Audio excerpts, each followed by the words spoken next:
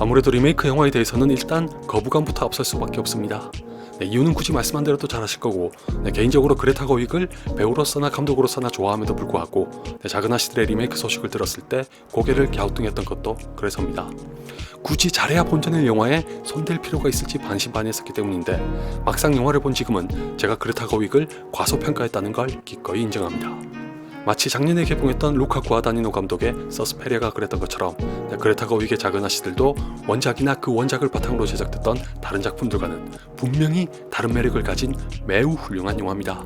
We can leave right now. I'll sell stories, and you should be an actress and you should have a life on the stage.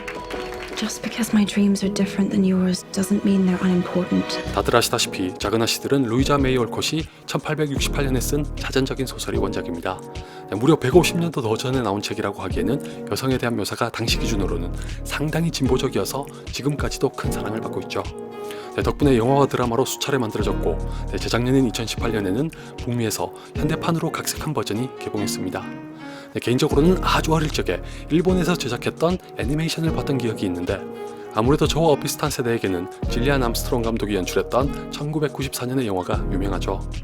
수잔 서랜든부터 위노나 라이더, 클레어 데인즈, 커스틴 던스트, 그리고 크리스찬 벨까지 한창 잘나갔거나 풋풋했던 시절에 출연했었고, 2019년 버전과 더불어 앞으로도 작은 아씨들의 가장 좋은 영화화 중 하나로 남을 게 틀림없을 만큼 반응도 좋았습니다. 사실 저는 원작에 대한 기억이 전혀 남아있질 않아서 급한 대로 얼마 전에 이 영화를 다시 한번 봤더니 그레타 거윅의 영화에 대한 걱정이 더 커졌습니다. 집에서 본 영화치고는 집중력을 잃지 않았을 정도로 여전히 충분히 재밌고 좋은 영화였거든요.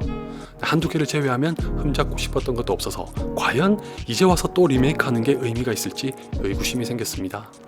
자칫하면 1년의 영화들이 그랬던 것처럼 무리한 각색으로 페미니즘의 열기에 편승하려는 영화라는 부정적인 인상을 줄 수도 있지 않을까 했으나, 그레타 거윅이 보여주는 해안과 원작에 대한 통찰력은 저 따위 인간이 가지고 있는 사고의 경계를 가볍게 넘어서더군요.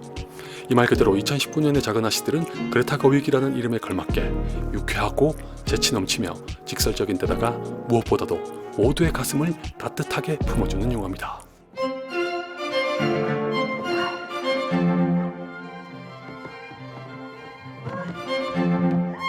2019년의 작은 아씨들이 다른 버전들과 비교했을 때 갖는 가장 큰 차이점은 각색과 편집입니다. 우선 편집의 경우 그레타 거윅은 고난이 많았기에 즐거운 이야기를 썼다는 원작자의 문장을 띄우고 시작하면서 과감하게 원작의 틀에서 벗어나 과거와 현재를 수시로 교차시킵니다. 이 바람에 원작을 모르시거나 저처럼 기억하지 못하시는 분들은 혼란스럽기 짝이 없는 영화로 받아들일 수도 있지만, 반대로 아시는 분들이라면 훨씬 더 흥미롭게 지켜보시면서 감독의 의도를 자연스레 알게 됩니다. 천만다행히도 전 1994년 버전을 보고 가서 후자에 속했는데, 그레타 거윅은 과거와 현재를 단순히 오가기만 하는 게 아니라 그 과거와 현재의 이야기를 유의미하게 연결시키는 동시에 각각의 화면을 다른 톤과 색감으로 장식하면서 행복과 불행 또는 이상과 현실을 효율적으로 대비시킵니다. 이런 구성 덕분에 2019년의 작은 아씨들은 한 편의 영화로 페미니즘에 더해 성장기와 가족주의를 모두 조화시키면서 더 많은 공감을 불러일으키는 데 성공합니다. 특히 결말을 보면서는 거기에 담긴 의미만큼이나 자신이 원하는 결말을 보여주기 위해 이렇게 이야기를 재구성한 그레타 거윅의 기지에 감탄할 수밖에 없었습니다. 저는 상대적으로 원작에 좀 더 충실한 1994년 버전의 결말도 결코 나쁘지 않았지만, 일각에서는 결국 사랑과 결혼을 택했다며 원작부터가 페미니즘 작품이 아니라는 주장까지 심심찮게 나왔었죠. 그걸 고려하면 그레타 거윅은 융통성과 포용성을 모두 보여준 탁월한 결말을 선택해서 과장 하나 안 보태고 기립박수를 치고 싶은 충동에 사로잡혔습니다. 물론 결말을 어떻게 보느냐에 따라 얼마든지 저와는 다르게 받아들일 수도 있으나, 분명히 여지를 남겨뒀다는 것에서 개인적으로는 그레타 거윅이야말로 작은 아씨들의 캐릭터들과는 달리 평생 독신으로 남았던 원작자인 루이자 메이 올콧과 당대를 가장 잘 이해하고 헤아린 사람이라고 생각합니다. 자신의 영화에 책이 출판되는 결정적인 계기를 새롭게 더한 것만 봐도 150년 전에 나온 소설에 지금의 잣대를 들이대면서 페미니즘을 부정하려는 인간들보다야 100번 낫죠. Someday you'll need me, and you'll wish you had behaved better. Thank you, Aunt March, for your employment and your many kindnesses, but I intend to make my own way in the world. 1994년의 버전과 비교했을 때 또 하나의 큰 차이점인 각색도 편집 못지않게 인상적입니다. 두 영화 모두 조를 중심으로 한다는 건 동일하지만 그레타 고익의 버전은 상영 시간을 약간 느리면서 다른 자매들의 비중과 분량을 높였습니다. 덕분에 캐릭터들이 더 다채로워지면서 자연스레 이야기도 풍부해졌죠. 그 결과 이 영화는 4명의 각기 다른 여성상이 모두의 존중과 공감을 받을 수 있는 폭이 넓어졌는데 저한테 가장 특별하게 다가왔던 건 조와 에이미를 교정시킨 겁니다. 원작은 어떤지 모르겠으나 1994년의 버전을 보면 조는 다혈질만 빼면 거의 완전 무결에 가까운 캐릭터라 여성에게 동경의 대상으로 뚜렷하게 그려졌다면 그레타 고익의 버전에서는 조도 다른 자매들과 마찬가지로 불완전한 인간이란 걸 보여줍니다. 대표적인 예이자 확연하게 달라진 점을 알 수 있는 게 바로 로리와 관련한 에피소드죠. 그 중에서도 마지막에 로리에게 어떤 소식을 들었을 때 조의 반응은 1994년 버전보다 훨씬 더 복잡하고 미묘하면서도 인간적인 감정을 보여줍니다. 반대로 에이미는 적은 비중과 분량에 비해 큰 전환을 가져오면서도 과정에 이렇다 할 설득력이나 개연성이 부족해 아쉬웠던 1994년의 버전과 달리 아직도 비록 충분하진 않지만 그레타 고익이 메릴 스트립의 조언을 통해 원작이 없었던 대사를 삽입하면서 한결 입체적인 캐릭터로 태어났습니다. 덕분에 약간은 밉상이나 철부지로 비춰졌던 에이미에 대한 관객의 시각이 달라질 수 있게 됐고 조에게 부족했던 것이 무엇인지를 보여주면서 두 캐릭터의 차별화를 꾀합니다. 그레타 거윅은 이렇게 당시의 시대상과 그 시대를 살아야만 했던 서로 다른 여성상까지 모두 아우르는데 그런 의미에서 우린 베스의 존재도 결코 간과해서는 안 됩니다. 1994년 버전을 보면서도 그랬듯이 이번에도 베스는 영화가 끝나고 나면 유독 마음이 쓰이고 눈에 밟히는 캐릭터라는데 변함이 없더군요. 개인적인 바람으로는 마치 당대에 결혼하지 않는 여자의 운명을 시사라도 하고 싶었는지 내 자매 중에서 가장 착하고 온정이 많지만 피아노를 좋아하는 것 외에는 소박한 삶을 살다가 조용히 떠나면서도 운명을 받아들인 베스 같은 여성에게 헌정해야 할 작품이라고 생각합니다. Not enough to earn a living or to support my family. And if I had my own money, which I don't, that money would belong to my husband the moment we got married. 제가 작은 아씨들을 보면서 새삼 느낀 건 그레타 고익이 감독으로서의 능력만큼이나 인격적으로도 정말 매력적이고 사려 깊은 사람이라는 겁니다.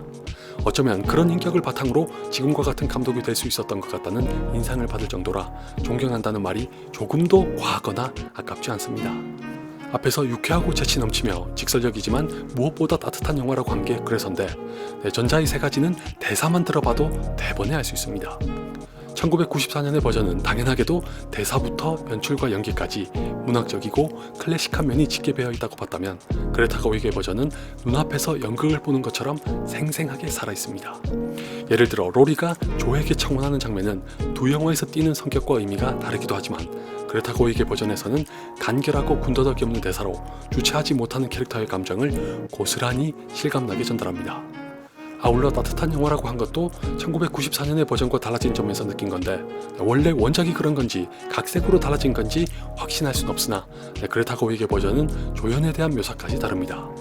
고모와 로렌스 씨는 말할 것도 없고 하다못해 아주 잠깐 등장하는 험멜 가족과의 에피소드도 살짝 바꿔서 행여나 있을지 모를 비난의 여지를 줄였습니다. 실은 제가 1994년 버전을 다시 보면서 지금도 충분히 좋은 영화라고 생각했던 이유 중 하나를 제공했던 게 궁핍한 이민자로 나오는 험멜 가족입니다. 베스가 그들을 대하는 것으로부터 어떻게 보면 과거보다 삶이 더 각박해진 현재에도 통용될 수 있고 반드시 필요한 인간애를 봤었기 때문이죠. 한편으로는 그럼으로 인해 떠안게 되는 부작용마저 담겨 있어서 더 사실적이거나 논쟁적일 수 있는 부분을 1994년 버전은 직접적으로 언급하는 반면 그레타 거윅은 간접적으로 비추는 것에서 그칩니다. 사소하다면 사소하고 작다면 작은 거지만 그레타 거윅이 어떤 사람인지를 알 수 있는 각색이죠. Of people saying that love is just all a woman is fit for. I'm so sick of it. But I'm so lonely. 유일하게 아쉬운 게 있다면 뭐 제가 남성이라서 그럴 수도 있겠지만 남성 캐릭터 2명의 비중과 역할이 꽤 줄었다는 겁니다. 둘 중 한 명인 베어 교수의 경우는 이해가 됩니다. 왜냐하면 조에게 이런저런 영향을 많이 주면서 작은 아씨들을 쓰고 출판되게끔 적지 않게 일조한 인물이라 페미니즘이 강하게 대두된 2019년의 영화에서는 마땅히 각색이 필요했다고 생각합니다. 그렇게 함으로 인해서 덩달아 책에 대한 조의 열망에 오롯이 초점을 맞출 수 있게 되면서 더 자주적인 여성으로 묘사됐으니 여러모로 현명한 판단이죠. 대신에 로리까지 바꾼 건 조금 유감입니다. 1994년의 버전을 보면 로리도 조를 비롯한 네 자매와는 다르지만 그만이 갖춰야 했던 규율과 속박이 있었는데 그레타 거윅의 버전에서는 전혀 찾아볼 수 없습니다.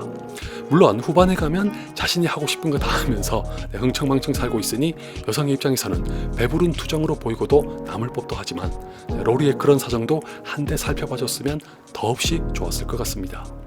그렇다고 그게 이 영화의 단점이라고까지 생각하진 않으니 오해하지 마시고요. 어디까지나 약간의 아쉬움일 뿐 다시 한번 말씀드리지만 기립박수가 아깝지 않았던 건 물론이고 설사 아카데미 시상식에서 기생충을 꺾고 작품상을 받았어도 유감스럽지 않았을 영화라 벌써부터 그레타 거윅의 차기작이 기대됩니다. There are some natures too lofty to bend.